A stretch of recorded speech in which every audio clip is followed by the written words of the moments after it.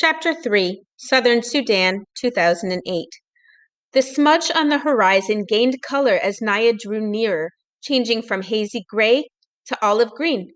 The dirt under her feet turned to mud, then sludge, until at last she was ankle deep in water.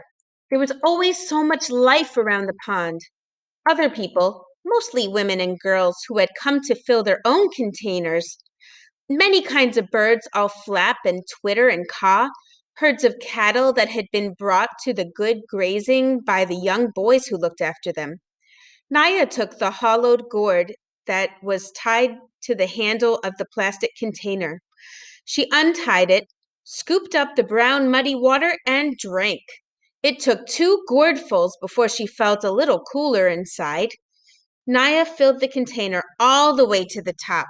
Then she tied the gourd back in place and took the padded cloth donut from her pocket. The donut went on her head first, followed by the heavy container of water, which she would hold in place with one hand. With the water balanced on her head and her foot still sore from the thorn, Naya knew that going home would take longer than coming had, but she might reach home by noon if all went well. Southern Sudan, 1985. The tears were hot in Salva's eyes. Where had everyone gone? Why had they left without waking him? He knew the answer. Because he was a child who might tire easily and slow them down and complain about being hungry and cause trouble somehow. I would not have been any trouble. I would not have complained. What will I do now? Salva took a few steps to see what he could see. On the far horizon, the sky was hazy from the smoke of the bombs. About 100 paces in front of him, he could see a small pond. Between the pond and the barn was a house, and yes, a woman sitting in the sun. Holding his breath, he crept closer until he could see her face clearly. The ritual scar patterns on her forehead were familiar. They were Dinka patterns, which meant that she was from the same tribe as Salva. Salva let out his breath in relief. He was glad that she was not Nuer. The Nuer and the Dinka had a long history of trouble. No one, it seemed, was sure where Nuer land ended and Dinka land began.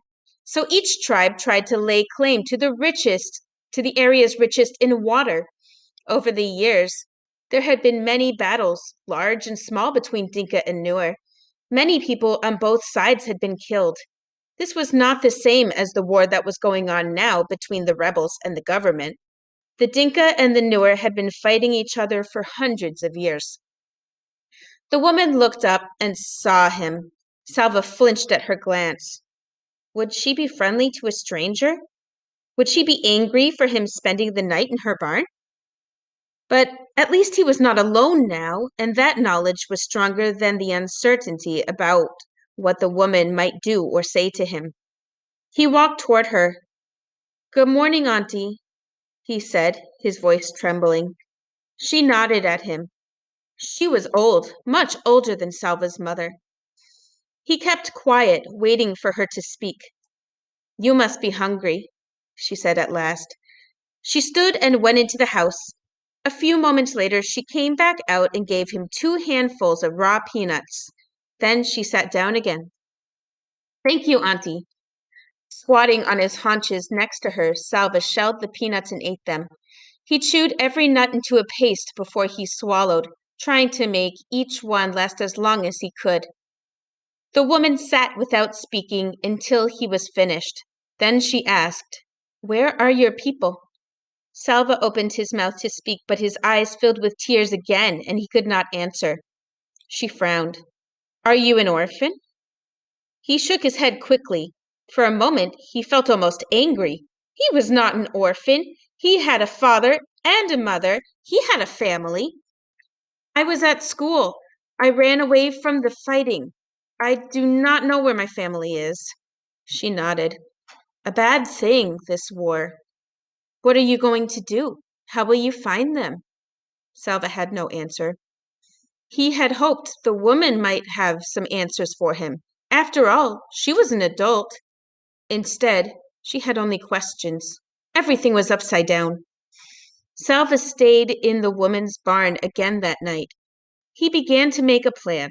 Maybe I can stay here until the fighting stops.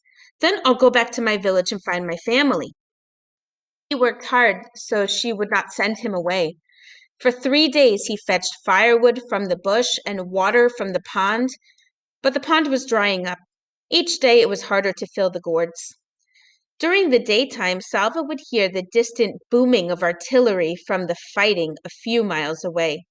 With every shell that exploded, he would think of his family, hoping they were safe, wondering desperately when he would be with them again. On the fourth day, the old woman told him that she was leaving. You have seen that the pond is only a puddle now. Winter is coming, and the dry season, and this fighting. She nodded her head in the direction of the noise. I will go to a different village near water. You cannot stay with me any longer. Salva stared at her as panic rose inside him. Why can't I go with her? The woman spoke again before he could ask aloud. The soldiers will leave me alone, an old woman on her own.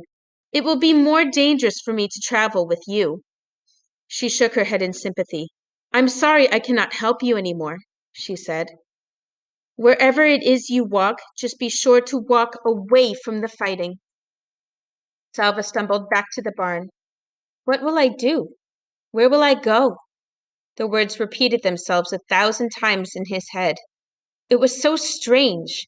He had known the old woman for only a few days, but now he could not imagine what he would do once she was gone. He sat inside the barn and stared out, looking at nothing. As the light grew dimmer, the noises of evening began. The buzz of insects, the rustling of dry leaves, and another sound. Voices. Salva turned his head toward the sound. Yes, it was voices. Some people were walking toward the house. A small group, fewer than a dozen. As they approached, Salva took a sharp breath. In the fading light, he could see the faces of those nearest him. 2 of the men had patterns of V-shaped scars on their forehead. Dinka patterns again, the kind that were given to the boys in Salva's village as a part of the ritual of becoming a man. These people were Dinka too. Could his family be among them?